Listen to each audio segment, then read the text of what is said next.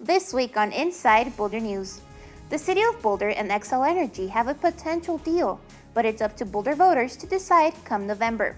Encampments are being removed around Boulder. Learn how the city is trying to connect those in need to homeless services. And with fall right around the corner, city officials warned community members about increased bear sightings. Welcome to Inside Boulder News, your source for all things Boulder. I'm Jocelyn Avendaño. The City of Boulder, in partnership with Boulder County Public Health, continues to monitor local and regional COVID-19 case counts and hospitalizations.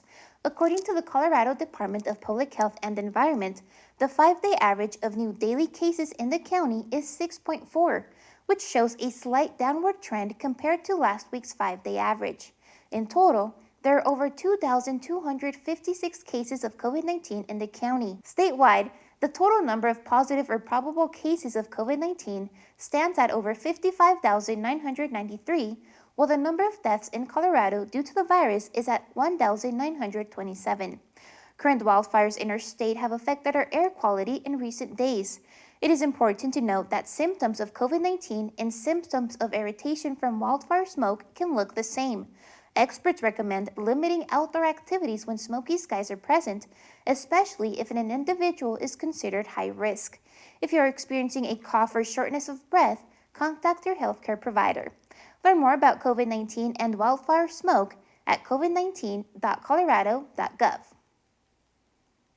For the last 2 weeks, the City of Boulder has made a concerted effort to remove dangerous encampments. The city announced this week that it is taking a multifaceted approach, with community health and safety being the top priorities. The city developed and has begun implementing an approach that balances compassion with enforcement of local ordinances. Everyone in an encampment is given the option to demobilize voluntarily or access services designated to help people experiencing homelessness. Removal of an encampment is done as a last resort and at the end of a supportive process when occupants are resistant to services and refuse to vacate. Since February, the city has removed over 100 encampments, with more removals planned soon. A team of police officers, human services staff, and a private contractor are prepared to repeat this work as new camps appear.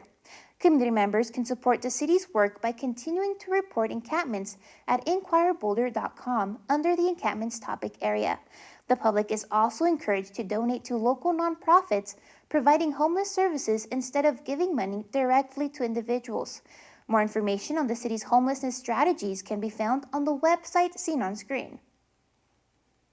Late last month, the City of Boulder and Xcel Energy announced that they had reached a potential settlement on Boulder's clean energy future. During the August 20th special council meeting, City Council approved a settlement package with Xcel Energy. What that is a franchise agreement, which is what will go to the voters, which gives Xcel the right to serve the city, to utilize our public rights of way. If approved by voters in November, Boulder residents and businesses would remain Xcel Energy customers, meaning that the city's decade-long municipalization efforts would be put to a halt.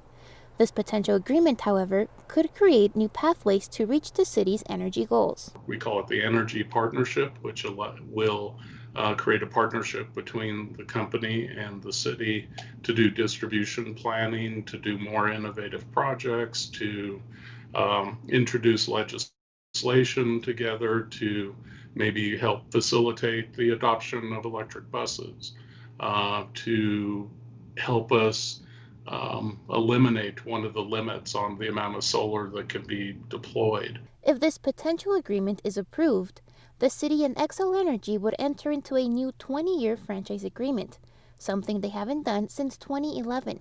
However, the city and Xcel have agreed to unique terms that would give the city additional opportunities to end the franchise agreement early. There's also several years that the city can exit if Xcel is not hitting its carbon reduction milestones. They've committed to a 80% emission reduction by 2030.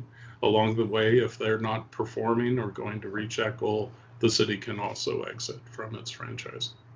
Before voters can see this ballot measure in November, City Council must do a final procedural vote on September 1st. If passed, Boulder voters will see 2 items related to this topic.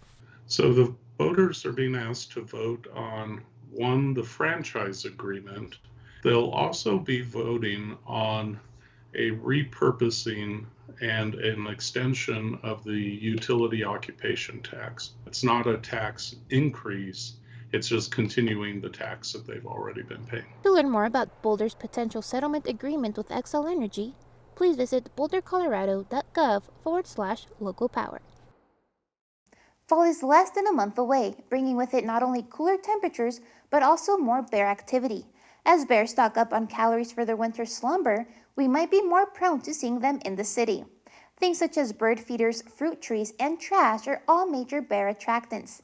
Taking the necessary precautions to secure things away from bears is not only important for you, but for the life of these mammals as well.